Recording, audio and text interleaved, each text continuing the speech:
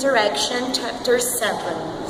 So, talking about politeness and interaction, in fact, we have to remember always that everything we say and communicate is determined by our social relationship. So, a linguistic interaction is based on social interaction. And there are two factors about interaction. The first one is external and the second is internal. The external factors are social values, age, power, and an example of it is when people from lower class and they tend to talk to people from higher class using address forms as Mr., Miss, Mr. Clinton, Mr. Carter, and an internal factor is the opposite. The person starts the relationship by saying Mr., Miss, and as time goes by, the person starts saying the person's name, starts saying Mr., for example, Mr. Bill instead of Mr. Clinton, and then just Bill. Yeah, this is interaction. Talking about politeness, we can treat politeness as a fixed concept about polite, social, and behavior and culture, and we need the concept of face to understand politeness. And what is the difference between face and politeness? Face is the public self-image of a person which we expect everyone to recognize. And politeness, it's an interaction. It can be accomplished in situations of social distance or closeness. An example of social distance and closeness is, for example, when a student talks to the teacher and he says, "Excuse me, Mr. Buckham, but can I talk to you for a minute?" So this is a distance. And if it's close, he would say, "Hey, Buck, got a minute?" So this is a difference between distance politeness and closeness politeness. Talking about faces, I'm going to talk about two of them: the face-threatening act and the face-saving act. Face-threatening act, it's when the speaker says something that represents a threat to another individual's expectation. It's like when we are direct. And the face-saving act gives the possibility that someone's action might be interpreted as a threat to another's face. An example of threatening act is when there is a party, for example, in your neighborhood, and you want to sleep. So you go to the person's house and you say, "Hey, turn down, I want to sleep." And the saving act, you would say, I'm very tired. Would you mind if you turn down the radio? This is face-saving act. Hello, I'm gonna talk about negative and positive face. When we want or when we try to save another's face, we can pay attention on negative and positive face. Negative face is the need to be independent, to have freedom of action. And positive face is the need to be accepted by the others, to share, to be in the same group. Well, we also have positive and negative politeness. Negative politeness emphasizes the importance of the other's time or concerns. And positive politeness emphasizes that both speakers want the same thing. And now I'm gonna talk about self and other. Well, to see the relationship between politeness and self and other, we have to consider this example. We imagine that we go, or you go, to a lecture, okay? So you arrive at an important lecture, you put out a notebook to take notes, and then you discover that you don't have a pen or a pencil. Probably the person sitting next to you may provide the solution. Okay? So you are self, and the other person, the person sitting next to you, are other. Okay?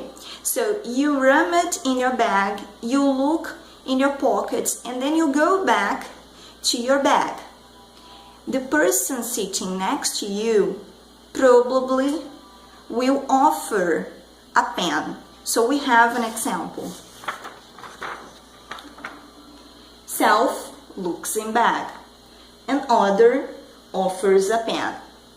Here, use this. So without saying a word, we have the problem solved. This approach may work or not. It depends. But many people prefer to use this approach. So there are some techniques that we use in an interaction, yes? So they're called off-record or on-record. Talking about off-record is when we make a request, but we don't make it direct, yes? We say something to make the other person understand that we want she or he does it, yeah? For example, we are on a bus, okay, and we sit next to a person, and this person is sitting next to the window, and the window is opened, yes? We can say the sentence, yes? Oh, it's cold here, yeah? When we say, oh, it's cold here, it means, can you close the door? It's a request, yes? The person understands that once she or he closes the door, close the window, yeah, but we didn't ask for it, yeah. There is another technique called on record, and on record is the opposite, yes. We are direct, we make a direct request. So to make it, we usually use imperative forms. For example, close the window, please. Yes, close the window. So imperative form.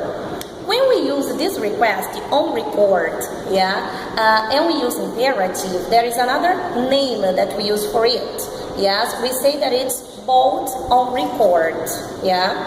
And here, if we analyze it, we can see the word please. Yes, we usually use please in a on record, yes, or would, and they are called mitigating devices. Okay, we use them to make the request something softer. Yeah. We also use some strategies, yes, and here I have two to talk about. So the first strategy is called positive politeness, and what is it? A positive politeness is when we use a modal verb in a sentence, yes, to make a request, or when you use mitigating devices, yeah. For example, instead of, how about going to the mall tonight? We can use, I'd be glad if you could go to the mall tonight. Yes. So here we use would. Yes. We have here a modal verb. So it's called a positive politeness strategy. We also have a negative polite strategy. Yes. And what is it? It's when we use modal verbs. Yes. Again. But it's a question. We use it in a question, yes. And when sometimes we use words to express apologize, yeah, in a sentence. For example, so the first example that I have is, may I borrow your book? Yes, it's a question. It's my request, and I used modal verb. And another example is, I'm sorry for the interruption, but may I talk to you? Yeah, so I'm sorry. The person apologized. Yes, I'm sorry. And then the person used a modal verb. But may I talk to you? Yeah. So we can conclude that as much indirect we are, more polite our requests are. Yes, sometimes when we are direct, when we make direct requests, the other person can think we are rude. Yes, we are not polite person. So that's it. So I'm going to talk about the strategies. Inside these strategies, there are solidarity and deference. The solidarity is when you are emphasizing the closeness between the speaker and the hearer. So inside this thing, you can use nicknames, you can also use personal information, sometimes even abusive terms, which is very common between the males, and slangs and shared dialect that you can use in this solidarity strategy. And for example, let's have a party, let's go to a party. We will have fun. So this example, you include let's and we. So in this situation, you can see a closeness between the speaker and the hearer. Deference is the tendency to use negative politeness in these strategies. In this strategy, and it's impersonal. You don't include the hearers in the speaker. And can include expressions that refer neither to the speaker nor the hearer. For example, customers may not smoke here, sir. So the speakers and the hearers are independent. So there is independence in this deference strategy. So as we've mentioned, we were talking about the space saving. While you make a request, invitation, or even announcement, you put your face typically at risk. So when you put your face at risk, there are some strategies that you use, which are the pre-request, pre-invitation, and pre-announcements. There are some examples. For example, pre-request. Are you busy? So this is the pre-request. Not really. So this is the sign on that the person go ahead. And then you have the request. Check over this memo. So, and then you have the accept. Okay. Another example of pre-request is this one. Are you busy? This is the pre-request. Oh, sorry. This is the sign to stop. Another example is about the invitation. You can make a pre-invitation. What are you doing this Friday? This is the pre-invitation. And then you have the sign to go ahead. Nothing so far. And then you have come over for a dinner. And then this is the invitation. And her, oh, I do like that. This is the accept. Another example here is the pre-announcement. The child, Mom, guess what happened? This is the pre-announcement. The mother, silence. The child, Mom, you know what? And then this is the pre-announcement. The mother, I'm busy. This is the sign to stop. So these are the strategies while you want to make a request, invitation, or announcement. And that's the chapter 7.